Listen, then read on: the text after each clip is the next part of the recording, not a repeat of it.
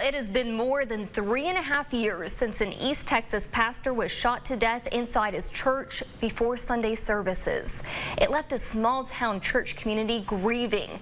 Today, the suspect appeared in court for the last time before his trial. 25-year-old Mitrez Woolen is charged with capital murder.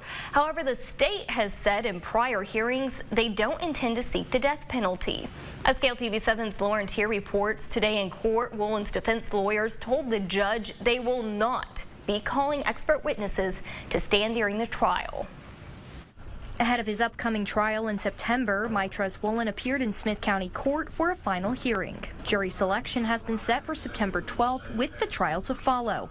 The case revolves around the death of Starrville Methodist Church pastor Mark McWilliams, who was shot by Woolen after he was found hiding in the bathroom of the Winona church. Investigators say McWilliams held Woolen at gunpoint. A struggle broke out. Woolen got a hold of the gun and killed the pastor while injuring another person. Woolen's defense attorney, Jeff Hawes, told Judge Carrie Russell they have no plans to call experts to the stand, including mental health experts. We have no intent to present expert testimony. No experts on the defense side. In court, the defense did not elaborate as to why. In May, Woolen was deemed competent to stand trial after receiving mental health treatment at Vernon State Hospital. With jury selection just weeks away, both sides agreed they think the trial will take less than 2 weeks. I don't even think it would take a full 2 weeks if the jury found the defendant guilty of a lesser offense and we had to do a punishment phase of the trial. I don't think it would take a full 2 weeks.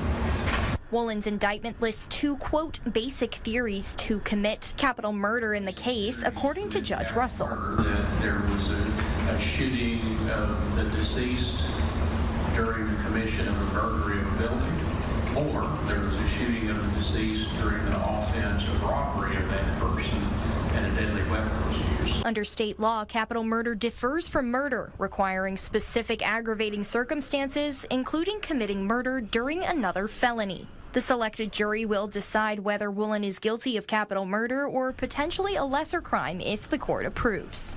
Lauren Tier, KLTV 7 News. Now, if Woolen is found guilty of capital murder, he faces a sentence of life in prison without parole because the state has said they're not pursuing the death penalty.